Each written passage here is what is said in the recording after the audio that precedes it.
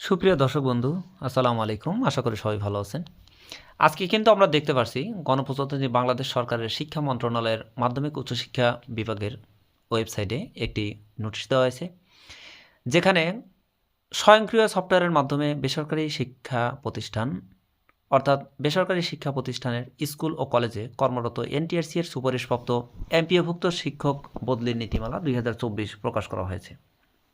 যেখানে বলা হয়েছে বেসরকারি শিক্ষক নিবন্ধন ও প্রত্যয়ন কর্তৃপক্ষ এনটিআরসিএ কর্তৃক সুপারিশপ্রাপ্ত হয়ে দেশের বিভিন্ন অঞ্চলে বেসরকারি শিক্ষা প্রতিষ্ঠান অর্থাৎ স্কুল কলেজ প্রতিষ্ঠানে কর্মরত এমপিওভুক্ত শিক্ষকগণের বদলির ব্যবস্থা থাকা প্রয়োজন। বদলি কার্যক্রম স্বয়ংক্রিয় সফটওয়্যারের মাধ্যমে একটি নীতিমালার আওতায় বাস্তবায়ন হওয়া প্রয়োজন। তাই বেসরকারি শিক্ষা প্রতিষ্ঠানে কর্মরত এনটিআরসি এর সুপারিশপ্রাপ্ত এমপিওভুক্ত শিক্ষকদের জন্য নিম্নোক্ত বদলি নীতিমালা 2024 প্রণয়ন করা হলো।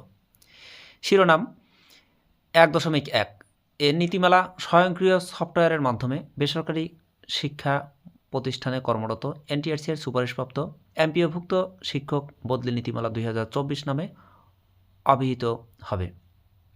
এ নীতিমালা জারির তারিখ থেকে কার্যকর হবে। প্রযোজ্যতা 2 বলা হয়েছে, বেসরকারি শিক্ষা প্রতিষ্ঠানে এনটিআরসি এর সুপারিশপ্রাপ্ত এমপিওভুক্ত শিক্ষকগণের জন্য এ নীতিমালা প্রযোজ্য হবে।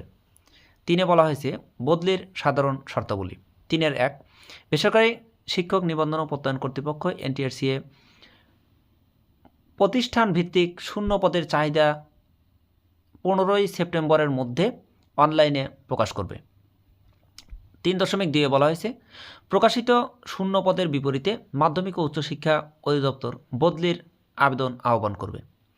3.3 সমপদে শূন্য থাকা সাপেক্ষে বা সমপদে পদ শূন্য থাকা সাপেক্ষে বদলির জন্য 1 অক্টোবর থেকে 30 অক্টোবরের মধ্যে অনলাইনে আবেদন করতে হবে। 30 নভেম্বরের মধ্যে বদলির আদেশ জারি হবে। 30 ডিসেম্বরের মধ্যে নতুন কর্মস্থলে যোগদান সম্পন্ন হবে।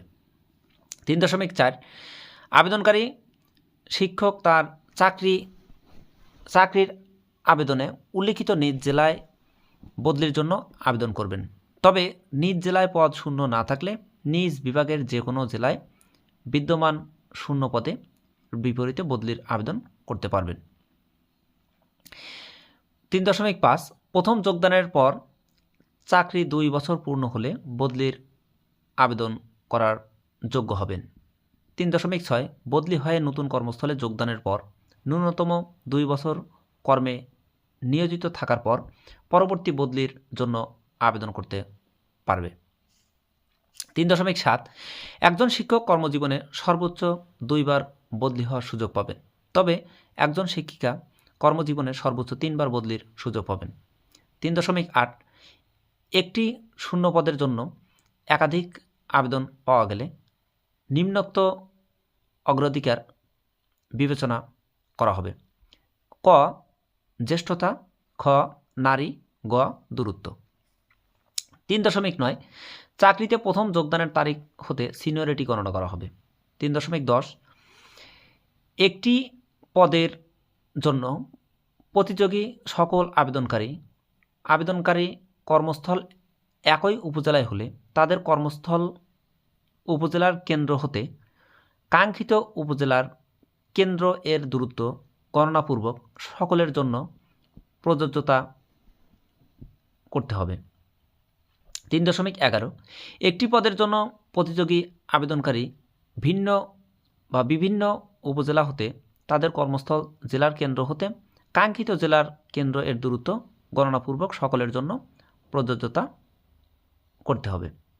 3.12 একটি পদের জন্য প্রতিযোগী আবেদনকারী বিভিন্ন জেলার হলে তাদের স্ব জেলার কেন্দ্র হতে কাঙ্ক্ষিত জেলার কেন্দ্র এর দূরত্ব গণনা করা হবে। 3.13 দূরত্ব পরিমাপের জন্য জনপ্রশাসন মন্ত্রণালয়ের মডেল অনুসরণ করা হবে। 3.14 সম্পূর্ণ বা অসম্পূর্ণ বা ভুল তথ্য সম্বলিত আবেদন বিবেচনাযোগ্য হবে না। ইচ্ছাকৃত ভুল প্রমাণিত হলে শাস্তির যোগ্য অপরাধ হিসেবে গণ্য করা হবে। 3.15 বদলির কার্যক্রম সম্পন্ন হওয়ার পর এনটিআরসিএ সংশ্লিষ্ট শূন্য পদে নিয়োগের সুপারিশ চূড়ান্ত করবে। 3.16 একটি শিক্ষা প্রতিষ্ঠান হতে বছরে একজন শিক্ষক বদলির সুযোগ পাবেন। বদলি কর্তৃপক্ষ মহাপরিচালক মাধ্যমিক ও উচ্চশিক্ষা অধিদপ্তর কর্তৃক বদলির আবেদন নিষ্পত্তি করা হয়। আবেদন নিষ্পত্তির প্রক্রিয়া 5.1 বলা হয়েছে বদলির সমগ্র প্রক্রিয়াটি সফটওয়্যারের মাধ্যমে সম্পন্ন করা হবে। 5.2 মাধ্যমিক ও উচ্চশিক্ষা অধিদপ্তরের সফটওয়্যার তৈরি ও অনলাইন সফটওয়্যারের ফরম্যাট নির্ধারণ করবে। 5.3 বদলিকৃত শিক্ষকের ইন্ডেক্সধারী পূর্বের প্রতিষ্ঠান থেকে বদলিকৃত প্রতিষ্ঠানে অনলাইনে ট্রান্সফার হবে। 5.4 পারস্পরিক বদলির ক্ষেত্রে লিখিত আবেদনের প্রেক্ষিতে কর্তৃপক্ষ বা বদলি পদায়ন এর বিষয়টি নিষ্পন্ন করতে পারবেন। বদলিকৃত শিক্ষকের এমপিও ও অন্যান্য আর্থিক সুবিধাদি বা জ্যেষ্ঠতার ধারাবাহিকতা পূর্ববৎ বজায় থাকবে। 6 নম্বর বিবিধে বলা হয়েছে বদলির আবেদন অধিকার হিসেবে দাবি করা যাবে না। 6.2 বলা হয়েছে বদলিকৃত শিক্ষক কোনো ধরনের টিএডিএ বা ভাতা পাবেন না। 6.3 বলা হয়েছে আদেশ জারির 10 দিনের মধ্যে সংশ্লিষ্ট শিক্ষা প্রতিষ্ঠানের প্রধান বদলিকৃত শিক্ষকের অবমুক্তি নিশ্চিত করবেন।